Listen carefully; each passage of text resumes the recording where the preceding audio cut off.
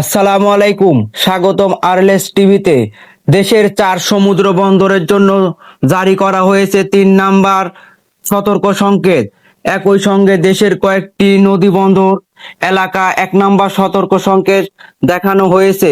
তাহলে জেনে নেওয়া যাক কেন এই সতর্কতা জারি করা হয়েছে এবং কোন কোন এলাকায় এর প্রভাব পড়তে পারে।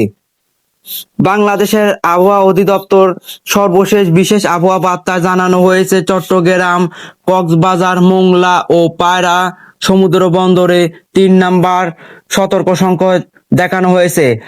আবহাওয়া অধিদপ্তর জানিয়েছে, উত্তর পশ্চিম বঙ্গোপসাগর, উত্তর ওড়িশা, পশ্চিমবঙ্গ উপকূলীয় এলাকায় অবস্থানরত লঘুচাপটি এখনো একই এলাকায় রয়েছে এবং এটি আরো ঘনীভূত হতে পারে।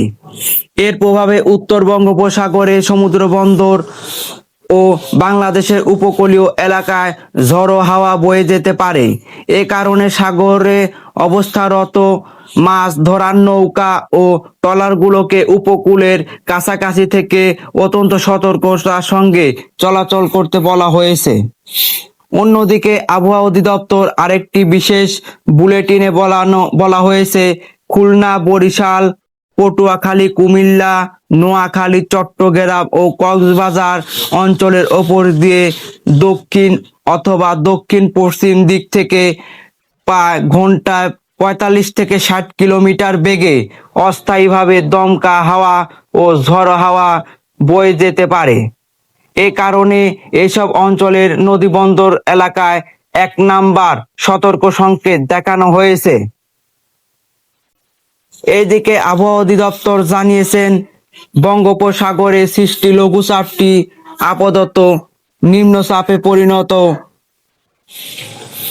হওয়ার সম্ভাবনা নেই, তবে এর প্রভাবে আগামী 1 থেকে 2 দিন দেশের বিভিন্ন স্থানে বৃষ্টিপাত কিছুটা বাড়তে পারে। যদিও গত কয়েক ঘন্টা দিনের মতো টানা ভারী বৃষ্টির সম্ভাবনা নেই বলে জানিয়েছেন সংস্থাটি।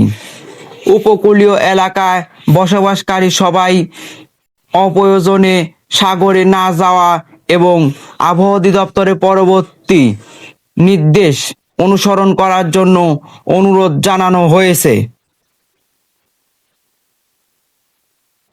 এবং আবহাওয়া অধিদপ্তর যেসব অঞ্চলকে, যেমন খুলনা, বরিশাল, পটুয়াখালী, কুমিল্লা, নোয়াখালী, চট্টগ্রাম ও কক্সবাজার অঞ্চলের ওপর দিয়ে 45 থেকে 60 কিলোমিটার বেগে অস্থায়ী দমকা হাওয়া ও ঝড়ো হাওয়া বয়ে যাওয়ারও আশঙ্কা রয়েছে এবং যেগুলো অঞ্চলকে 1 নাম্বার সতর্ক সংকেত দেওয়া হয়েছে তারা খুবই সতর্ক থাকবেন এবং অপ্রয়োজনীয় সাগর বা নদী উপকূলীয় এলাকায় না যাওয়াই সবচেয়ে ভালো এবং বুদ্ধিমানের কাজ হবে। এ ধরনের সর্বশেষ ও নির্ভরযোগ্য খবর সবার আগে জানতে আরএলএস টিভি এর সঙ্গে থাকুন। ভিডিওটি ভালো লাগলে লাইক করুন, শেয়ার করুন। নতুন দর্শক হলে অবশ্যই চ্যানেলটি সাবস্ক্রাইব করে পাশে থাকুন। ধন্যবাদ।